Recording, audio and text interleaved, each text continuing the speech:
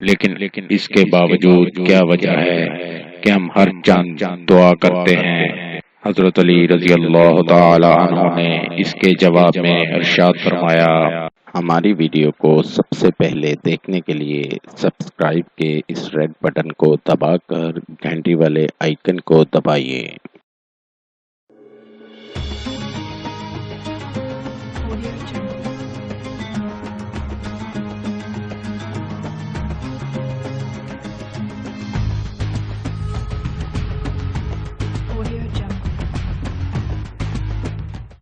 قاری حسن رضا سلطانی۔ السلام علیکم، ہم آپ کو اپنے چینل میں خوش آمدید کہتے ہیں۔ امید کرتا ہوں اللہ پاک کی رحمت سے آپ سب لوگ خیریت سے ہوں گے۔ آپ کے تمام مسائل، بندشوں اور رکاوٹوں کا حل، عملیات کی دنیا کا ایک ایسا نام جو اپنی زندگی خدمت انسانی کے لیے وقف کر چکے ہیں۔ ہر انسان کو زندگی میں بہت سی مشکلات کا سامنا کرنا پڑتا ہے۔ قاری حسن رضا سلطانی۔ ناظرین، آپ کی آسانی اور رہنمائی کے لیے یہ چینل شروع کیا گیا ہے۔ زیادہ سے زیادہ لوگوں تک پہنچانے کے لیے ہمارے پیغام کو شیئر کریں۔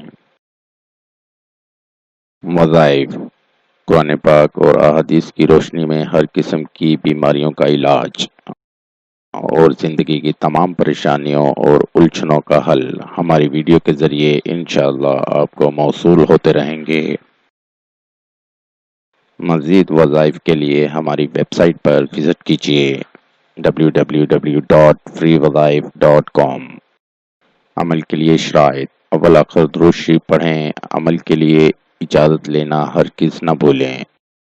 نماز کی پابندی لازمی کریں ورنہ وظیفہ اثر نہیں کرے گا، اور حسب توفیق صدقہ بھی کرتے رہیں۔ کسی شخص نے حضرت علی رضی اللہ تعالی عنہ کے سامنے دعا قبول نہ ہونے کی عرض کی، یا علی، جبکہ اللہ پاک قرآن مجید میں فرماتا ہے کہ تم مجھ سے دعا کرو، میں تمہاری دعاؤں کو قبول فرماؤں گا، لیکن اس کے باوجود کیا وجہ ہے کہ ہم ہر چاند دعا کرتے ہیں؟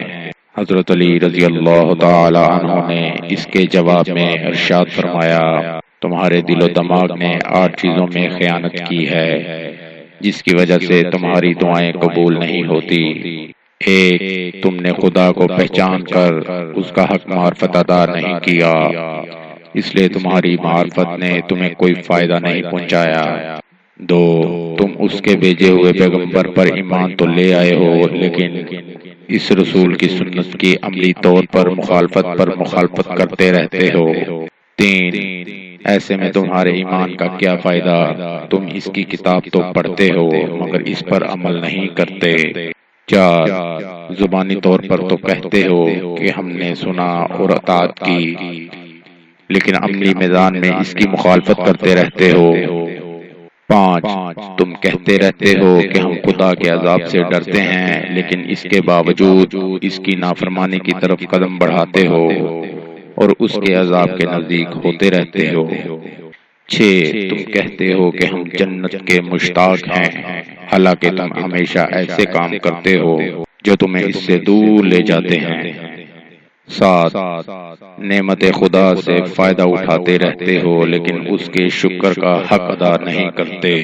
8، اس نے تمہیں حکم دیا کہ شیطان سے دشمنی رکھو اور تم اس سے دوستی کا نقشہ بناتے رہتے ہو۔ تم شیطان سے دشمنی کا دعویٰ تو کرتے ہو لیکن عملی طور پر اس کی مخالفت نہیں کرتے۔